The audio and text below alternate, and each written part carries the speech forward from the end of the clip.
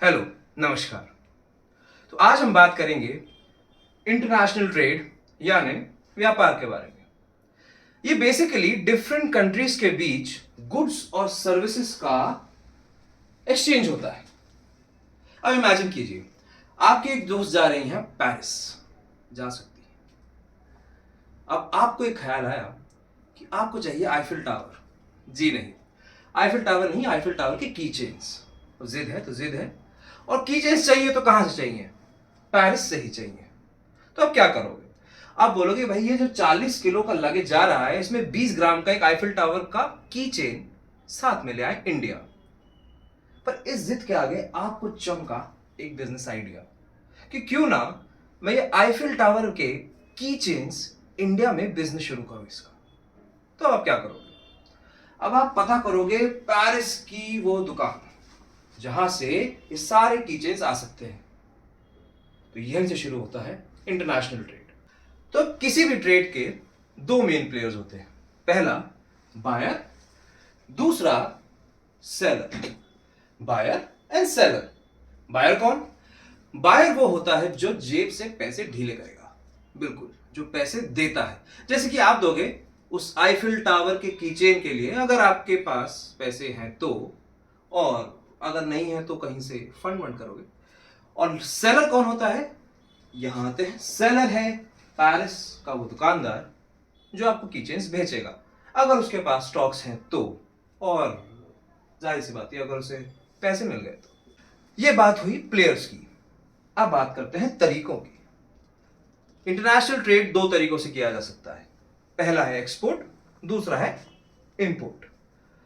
इसे ऐसे समझते हैं कि जैसे कि आप अपनी एक्स को अपनी जिंदगी से बाहर रखना चाहते हैं अपनी खुशहाल जिंदगी के लिए, उसी तरह जब गुड्स और सर्विसेज को अपनी कंट्री से बाहर भेजा जाता है उसे कहा जाता है एक्सपोर्ट।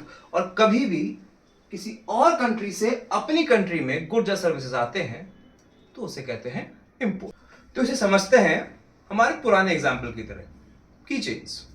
तो अगर आईफिल टावर के की चेन्स आते हैं इंडिया तो ये हुआ इंपोर्ट, और इंडिया में मंगाने वाला हुआ इंपोर्टर। और वैसे ही ताजमहल के की चेन्स अगर इंडिया से एक्सपोर्ट होके पेरिस जाते हैं तो वो हुआ एक्सपोर्ट, और भेजने वाला हुआ एक्सपोर्टर। और भी गुड्स और सर्विसेज हैं जो इंपोर्ट एक्सपोर्ट किए जा सकते हैं, जैसे कि livestock, chemical, fertilisers, industrialist का सामान और बहुत कुछ। अब समझते हैं पूरी साइकिल कुछ आसान स्टेप्स में। स्टेप 1, पेरिस से ऑर्डर आया इंडिया की एबी कंपनी को 10 लाख ताजमहल की चेन्स बनाने का। इश्यू हुआ परचेज ऑर्डर। कंपनी ने टोटल कॉस्टिंग करके बिल भेजा पेरिस।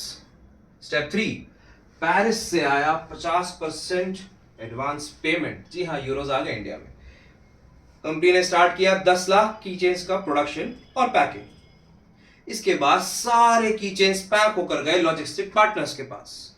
गुड्स कस्टम से क्लियर हुए 1 मिनट, और सारा कार्गो शिप में हुआ लोड। शिप होकर की चेन्स पहुंचे पेरिस, की चेन्स यूएसए पोर्ट पर हुए कलेक्ट, और आखिर में बचा हुआ 50% पेमेंट इंडिया में हुआ रिसीव। चलिए नेक्स्ट वीडियो में देखते हैं कि इस पूरी ट्रेड साइकिल में हमारे बैंक की इंपॉर्टेंस कहां कहां है, और कौन से डॉक्यूमेंट्स रिक्वायर्ड हैं, कौन से रेगुलेटरी बॉडीज इन्वॉल्व हैं, बाकी सब कुछ। तब तक के लिए एक बार इस साइकिल का रिवीजन।